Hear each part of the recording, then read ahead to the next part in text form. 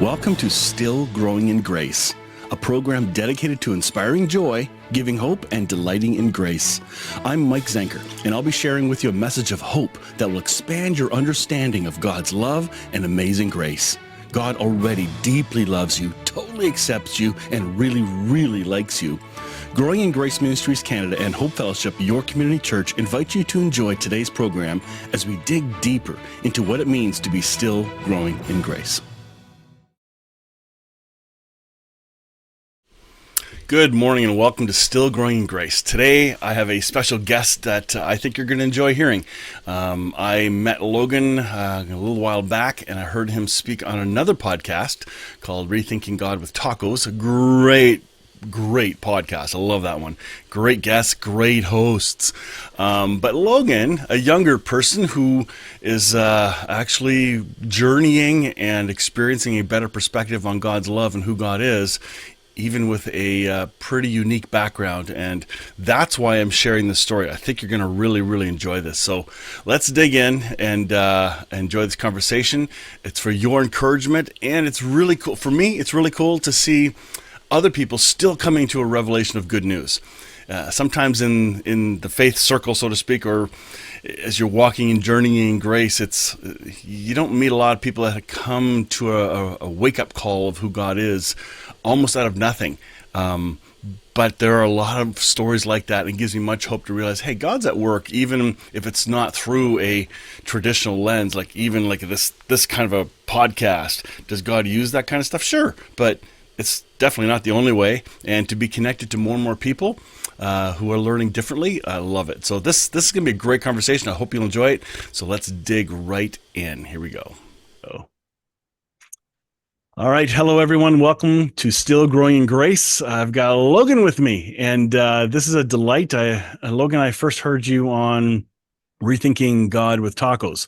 So that's when I was first introduced to you, and then got to see a bunch of your other stuff. And a number of folks that I know really resonated with what you were sharing. So I'm glad you're willing to come on, and I'd like to hear your story. Tell us where you're from, bit of your testimony, so to speak, and then maybe we'll just banter through and get to know you somewhat, because we don't know each other at all. So this is like a cold turkey hello call. We've never chatted before, so this is fun.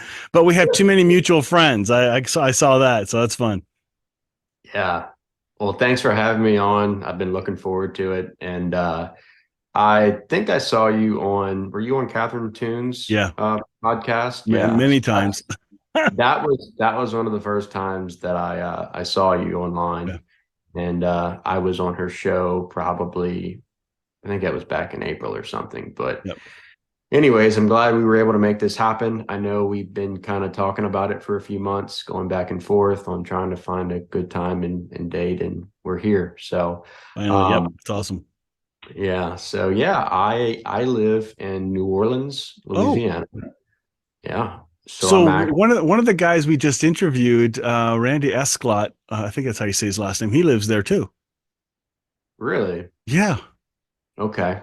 So I'm 20 minutes north of New Orleans. So since I'm in Canada, you're really close to the other guy. Yeah, that's so perspective, right? You wouldn't know Mandeville, Louisiana. So that's New Orleans is really what I tell people. But I've been in this area my entire life.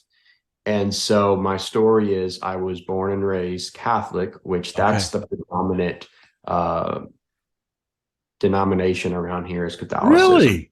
Yes. I would have thought Louisiana would have more of a Southern Baptist kind of a heavy presence, but no? It does being in the Bible Belt, but this area in particular, New Orleans, has a very rich, deep culture of Catholicism.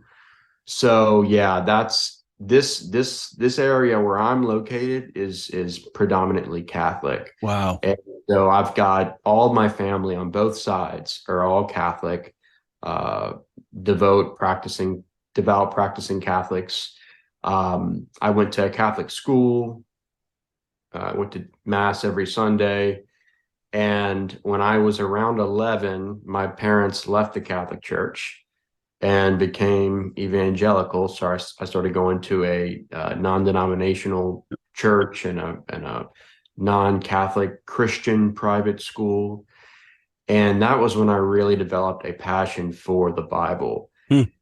And I guess I was 11, 12 years old, I started reading the Bible like 3 or 4 hours a day after You're one of those weird kids. but I wasn't weird at my school because I was Oh, surrounded with Christian kids who were basically all in that same community of we go to church every Sunday, yep. our families are, going to church like that. That was just the community I was brought up in. So um I was very sheltered growing up, to say the least. But anyways, I developed a passion early on for just theology and religion and studying the Bible. And when I was in junior high going into high school, I was like on track. I said, I want to be a pastor when I grow up. I want to go into ministry full What were time. you thinking? I know. But honestly, even when I was a Catholic, just I don't know, it's always fascinated me since I was just as far back as I can remember, like the deep existential questions of life, the afterlife, heaven, hell. I've just always been really intrigued with those things. And I'm someone who I love silence. I love being by myself. And so I guess I developed a unique prayer life early on. Hmm. Um, and it just, yeah, my relationship with God has been very intimate from as far back as I can remember. So Wow. I don't have that crazy, I don't have the testimony of, oh, I was out, living in the world, running from God, and then I had this thing that happened, and Yep. I didn't have a, a road to Damascus experience or anything like that. So um, I was sheltered. I was brought up in this, and I really didn't know anything outside of my little Christian home. And when I tell people that story, they're like, oh, look at you, you little self-righteous. Like you know, but at the same time, it's like that actually came back to really negatively affect me as I was in high school and as I was going into How so? college. How so? Because that's odd. Yeah, because my religious fundamentalism began to really prohibit me or prevent me, I guess, from experiencing God in a genuine way. So it became super inauthentic. It became super intellectual and theological. And I was always trying to debate everybody and prove Wow. that my theology, my perspectives were the one and only way. And all these other denominations and all these other ways of thinking under the Christian umbrella were wrong. Wow. So So do you look back and kind of go, oh my goodness, what was I thinking? yeah, definitely. But again, at that time, this was mainly when I was in high school. Okay. So during this time, I kind of lost my relationship with God, so to speak, in the sense of I wasn't going to God just to spend time with God and to get to know God. It turned into strictly like I wanted to be a theologian, I wanted to be a pastor, I wanted to do full-time ministry. And so yeah, it became all head knowledge. It really was a pride thing. So Mm. um by the time I was a senior, I had made a decision of, hey, I'm going to take a year off out of high school I was going to pray and fast for a year in order for God to tell me where to go to college. And Wow. so I did that. And at this point, I'm super, super charismatic. I'm super, the movement, the little group I was in at that time was very legalistic. So we were praying and fasting and praying in tongues and going out and doing street evangelism like every weekend before and after church. And uh, I wanted to be, I don't know if you're familiar with Todd White, Yep. but I wanted to be Todd White. So I was going around like praying for everybody in public. I had a book of all my little testimonies of my healings and the people that I uh, prayed for, and just became obsessed with that whole world. And during that time, I felt like God spoke to me and told me to intern at this local church, to go through a pastoral internship. And then through this pastoral internship, I would get my credits through Oral Roberts, because Oral Roberts had partnered with this Yep. internship at the church. And so I enrolled at Oral Roberts full time online. And that was 2019. And so when COVID came into the next year, the internship, I guess it stopped. And so I was just completely online, and I never went back to the internship. So I ended up finishing at Oral Roberts in like 3 years, because I think I took 20 hours a semester or something like that. I was really trying to speed up the process of graduating, and I ended up graduating. I got my bachelor's in theology. But freshman year, so really going into this internship, I started to question a lot of the things that I was raised with in the evangelical community, um, really like the core tenets of the faith.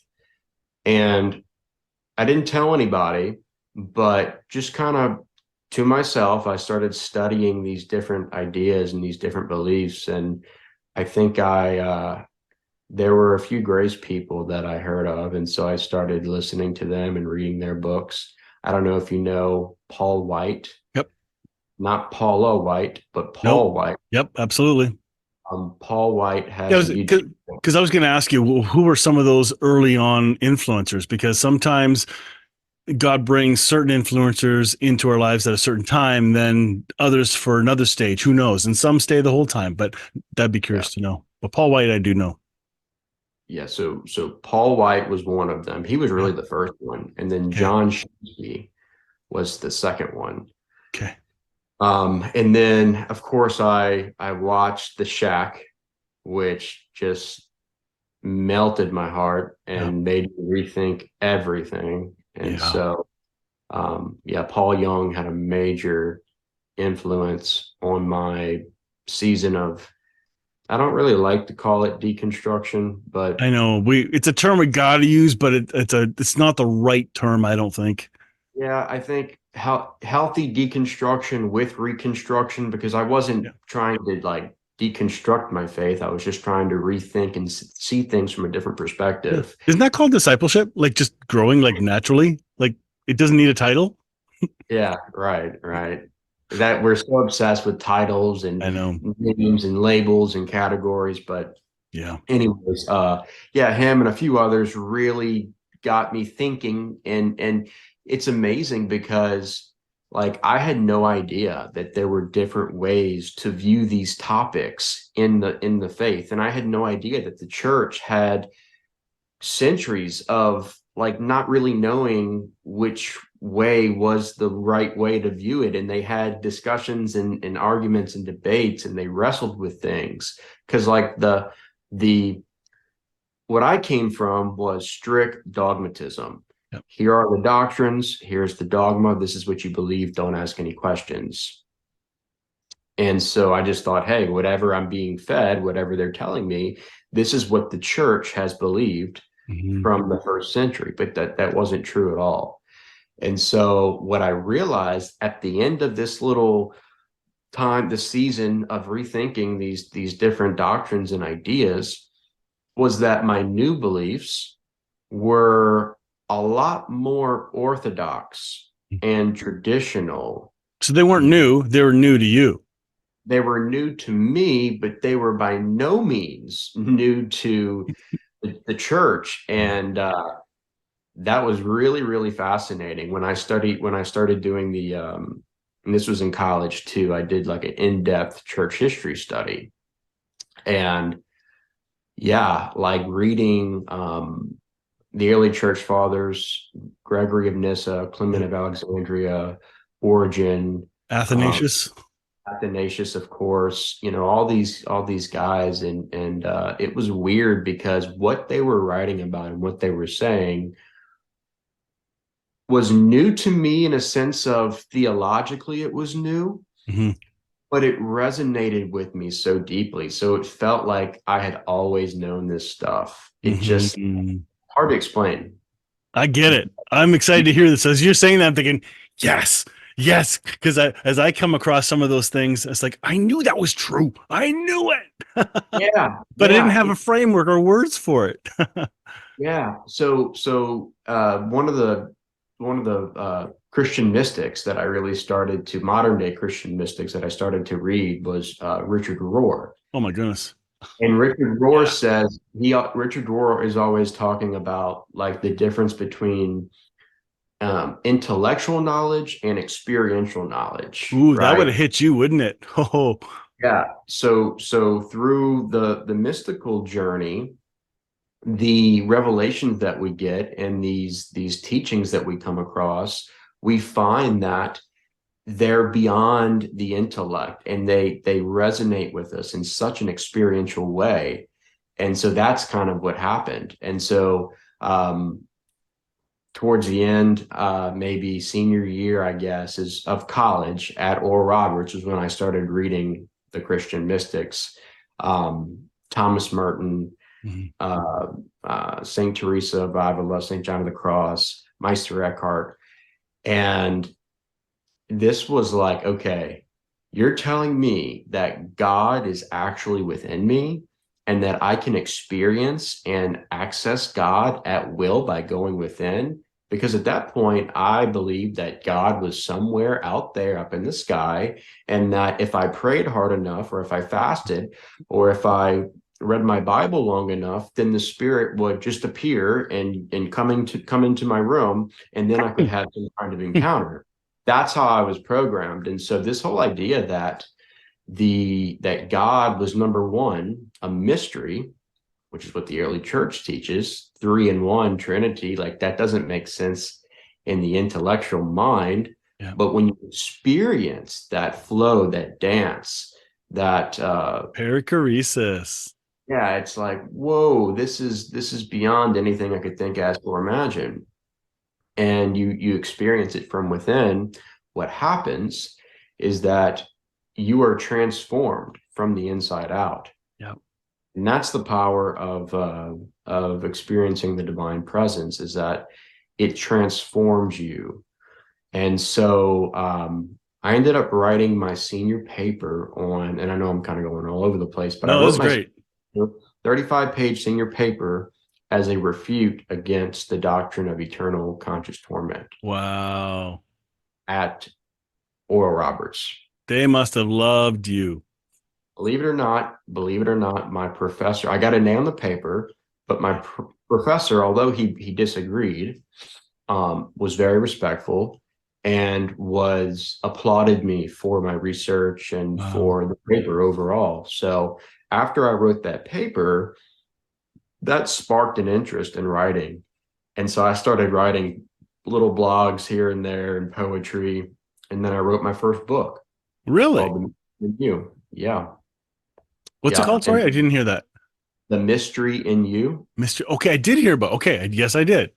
Okay. Yeah. So The Mystery in You, discovering God in the deepest part of your being. Hmm. That's the whole premise of the book, is going within. And I talk about a lot of different things, but that was the big revelation for me in that year of my life. And then I started writing some more, and I started teaching, and I've been making videos on YouTube, and I am starting a spiritual life coaching business. And so now, I went through a whole journey of realizing and discovering that God is within me, which was huge. And for a lot of people, Christ in you, the hope of glory, is this revelation that just changes their lives, because they've been so used to praying and looking up there and expecting God to presence to be here sometimes and not. And so that that's the starting point. That's foundational. I think of like when Paul wrote about his Damascus experience, um, he says that God was pleased to reveal his son within me. Within. That's the starting point. But I got to a point after a year of really teaching this and talking about it in the book. I got to the point to where I was like, okay, this is boring now. Like I get it. God's in me. Great, cool. Okay. Now what? And so now what I'm really interested in is teaching people how to actually experience Mhm. God within them. It's one thing to talk about it and go the theology and pull out all the verses that talk about how God is within us, Christ is in me. But what does that mean? And so the mystics really give us um, a way of experiencing God and not just knowing God through the Bible or through doctrines and dogmas and all that. And Or so, intellect, as you called it, right? It's just yeah, intellectual assent. correct. So that's what I feel like my purpose here on this earth is to teach people how to first and foremost experience God within themselves so that they can begin to see the divine presence in everyone and everything in the ordinary, mundane, common aspects of life. Because once you get to that place, then as I say, the kingdom of God or the kingdom of heaven goes from being a intellectual concept to a direct transformative experience. Hmm. So Wow. that's that's what I love. That's what I love to talk about. I am overjoyed as I'm hearing this, and I'm biting my tongue because as you're saying all this, it's like you are almost word for word describing my awakening 25 years ago. The exact Wow. same thing of Christ in you. What? I'm already forgiven. What? He's in me. Because I was taught, when I'm good, God's with me. When I'm bad, he has to leave me because he can't handle sin. So if I go into a bar, he has to wait outside. Right. Yeah. So it's the near far Grover thing of God being with you. It's ridiculous. So that awakening changed my life, but I found that I had a lot of baggage that had to be unpacked and cleaned up. And it sounds like you didn't have quite as much. And to me, it's a delight to hear that because unfortunately, and people have said, "Man, you got a lot of baggage, Mike." So, well, I may have baggage, but it doesn't own me anymore. I just know there's a lot of other people that are just like me who are still struggling with unpacking these doctrines that they've been taught and don't even know their foundations are on false concepts of who God is. They don't even know it. They've never been challenged. So I'm excited to hear what you're planning to do. That's really cool. Yeah. Yeah. No, So, it is. Go ahead. so what's your next step? What are you hoping to do now? Because I've seen a bunch of your videos. I think you're hitting topics that are really important. Again, I chuckle. I'm thinking, wow, that stuff's still exciting 25 years later, and Yeah. some of them are kind of new to me in the last 5 to 7 years. Those are like, even the hell one was a big unpacking. End times was about 2013. Well, that's 10 years ago now. 2013 was the first time I unpacked end times. I knew there was something better. I knew there was a more hope-filled perspective, but I didn't have access to it. And then it came to me. And so I've been learning and unlearning. And then that led to hell. And that's leading to a whole bunch of other pillars and topics that I got to unpack. And as a pastor, there's other people with me. They're also unpacking, and they need a safe place to do that. Sure. And I got to tell you that I appreciate your demeanor, your tone, and with which you do your teaching and your videos, because it's not about a. It's funny you say you're part of the charismatic world. It's like your personality doesn't seem to fit that. How does that work for you? Yeah, how'd you put up with that? Where I should have been a Pentecostal crazy charismatic because my personality is a little bit different, but still the same gentle Christ in you, right? And the Yeah. fruit of that is the light shines out of you. And I've caught that from you. And I've really valued that. So thank you. Appreciate Wow. that. So what's been I asked you first, what are you hoping to do now? I think you just mentioned this helping people to come out and of their, no, that was the wrong word. Go ahead. You tell me what it is. Yeah. So yeah, I would say again, after teaching and really focusing on this idea, it's not a new revelation. It's been around forever, but for a lot of us it's new, which is that Yeah. Christ is in you. Yep. After teaching that for really, I guess, almost 2 years now, um, I've gotten to a point now to where it's time to start teaching people how to practically experience that in their everyday lives, because that's where the power and the transformation comes in. Mhm.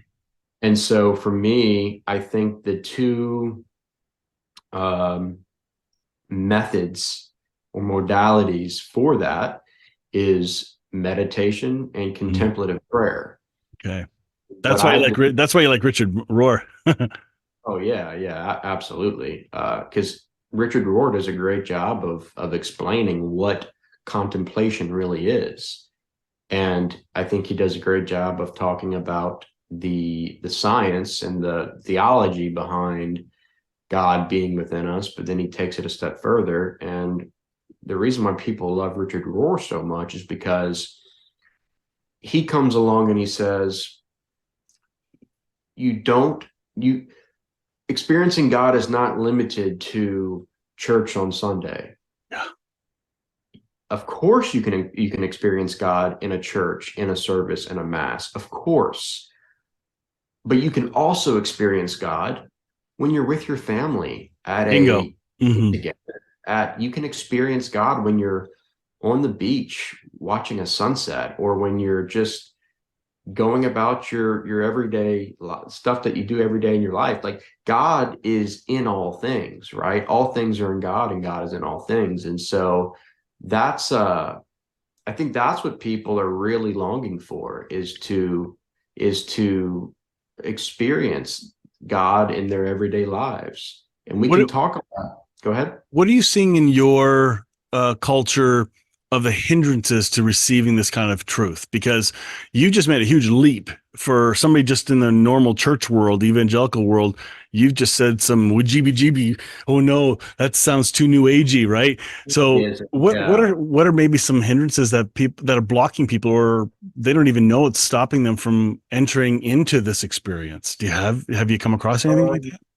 yeah, I would say for me and for my own life, it was my previous tradition, my Mm, religious fundamentalism. And I don't say that, I don't want to speak negatively about my religion that I was in, because the way I see it is this: um, something that served you, that aided you, that helped you in a season, which it did, that was a part of my journey, can eventually become the very thing that hinders you from your spiritual growth and development. mhm. So there comes a time where the bird has to leave the nest. Yeah. I And I I've seen and caught the attitudes of many folks, unfortunately, in this deconstruction world, if you want to use that term, who really get venomous about their past and their nominations and their whatever they're angry at. And it's like, whoa, you got some healing to do first before you start teaching or tackling all this, because if Christ is in all things, he's in that too. So, you uh, gotta be careful. that's what it reveals. Like you said, there's definitely, most of the time when people walk out of their previous tradition, it's because of some kind of hurt, some kind of Mhm. trauma, um, some kind of suffering. And so there has to be a season of healing and just a season of really, I guess, going within and figuring out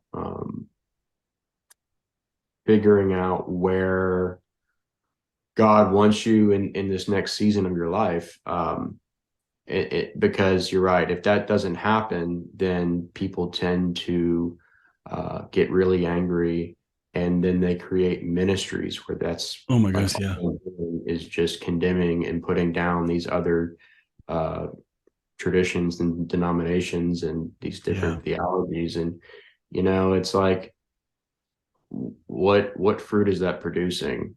And so I've actually, like, I've been guilty of that. Like early on when I came out of my previous tradition, Yeah. that's all I wanted to do was deconstruct and point out where they're legalistic and where they're just completely missing the grace of God. Yeah. And then, I've done that, but like I was saying, what I've learned is that something that served me well in a season, which it did for a number of purposes, um, can eventually be the thing that hinders me. And so the bird Yeah. has to leave the nest, but the nest is comfortable, it's familiar. I've always been in this nest, it's all I know. So it can be hard to leave the nest, but you have to. And once you do, then you enter into a world that's bigger, better, and beyond anything you could think, dream, or imagine. Yeah. Another analogy is like the whole, you got to leave the aquarium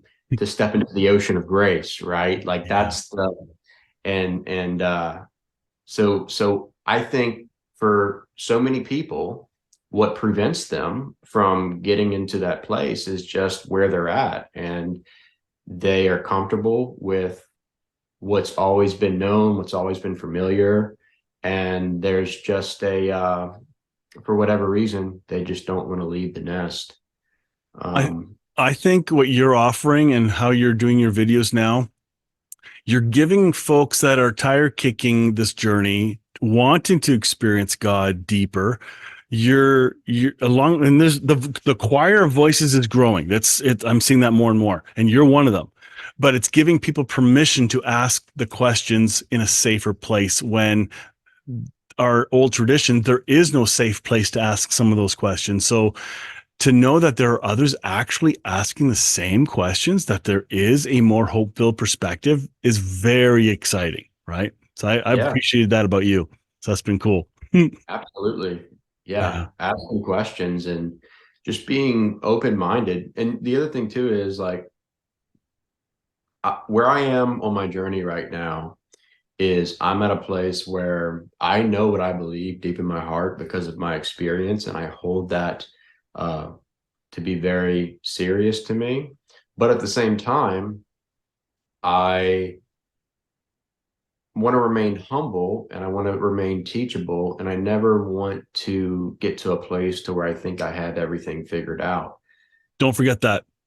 Do So not forget that.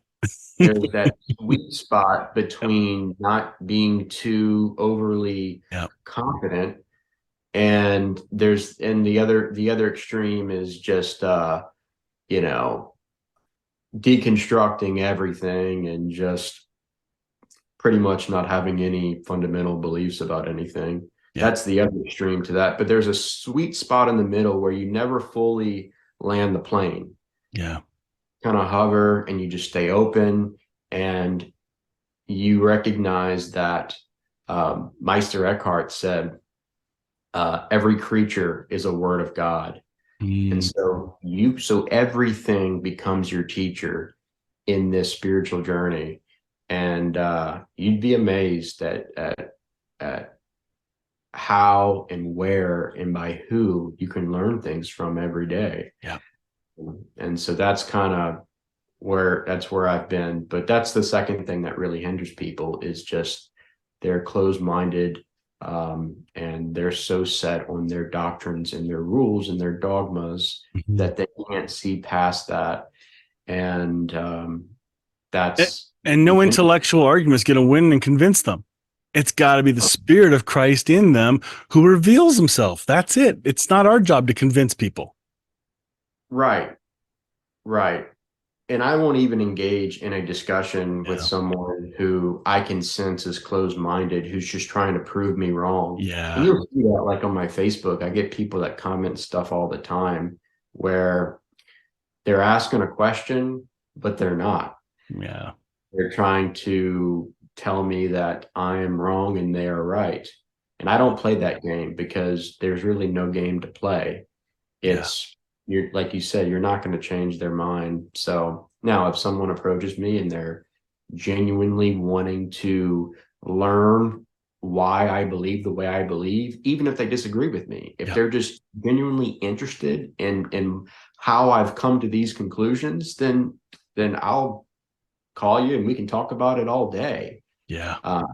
But it goes back to the heart. If I sense that the heart is closed off and it's just, I'm trying to disprove you and I'm trying to call you out as a heretic, I don't go there. I won't even answer it. Wow, that's good, and that's wise. I like that teachability part because not everybody is teachable. Some people think they've arrived, but even this program that I'm sharing this on, I call it "Still Growing in Grace." After all, no one's arrived.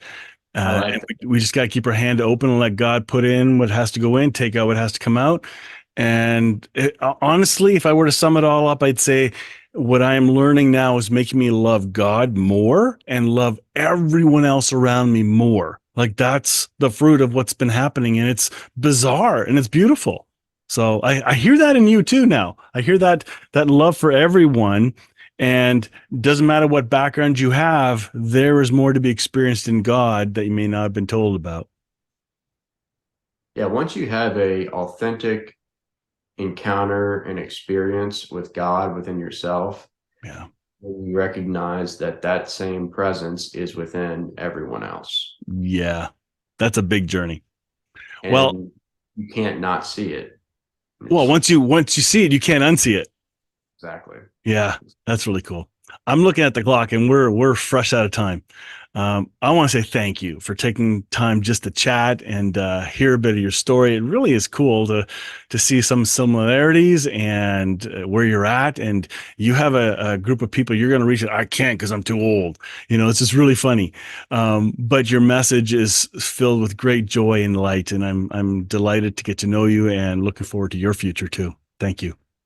Well, I greatly appreciate it. It's been fun, and I love having these conversations because honestly, I don't have enough friends to have these conversations with. So, but that has changed in this season. God is bringing new people into my life, people that are like-minded, that are on the same path, and it's been awesome. It really has been. So. That's cool. Awesome. Well, thank you very much. We'll look forward to our next conversation, whenever that will be. Yes, sir. Okay, Mike. All right. See ya. All right. I hope you enjoyed that conversation. That was really, really good. And thank you for the comments. Buddy Fisher from Louisiana was texting a lot in the YouTube channel because we're streaming this to, I think, 4 different Facebook pages, to Twitch, to YouTube and stuff like that. So we have different locations this is all going out to. But Buddy was saying this is, he spent 50 years of his life in religion. So to untangle from that, it's a big deal. And, the gift that Logan brings, he's a lot younger and has untangled. There isn't a competition for the timing, right? And wherever you are at now is likely the time that the Holy Spirit made it possible for you to actually be teachable. And so there is no race to suddenly get it all. In fact, the harder you try to get it, the longer it takes. I think you just got to loosen the grip of trying to understand this who is God in you and what do I have to unlearn, because that can be distracting as well. Anyway, I hope you enjoyed that. I look forward to another conversation with him. He is going to likely be part of the forgiveness conference that we're going to do in April. You'll hear more about that soon, but he'll be one of the contributors, and looking forward to that. All right, until next week, have a fantastic day. Share this video with others who could use the encouragement. Love this testimony. Love this conversation with Logan. Have a great week, and we'll catch y'all later. Oh, Joy. Hey, Joy. Good to see you there. Randy, yep. Thanks for saying hi. Yeah, you're right, buddy. He's such a calm presence. I love it. That was so awesome. All right, we'll catch y'all later. Thank you so much. See ya. Join me next time on Still Growing in Grace for more good news. Enjoy previous episodes by downloading our podcast at growingingrace.ca. You can also visit hopefellowshipycc.com to find our service times and location. If this show has been an encouragement to you, please consider making a donation today at growingingrace.ca and help us keep spreading this good news. Thank you again for tuning in to Still Growing in Grace.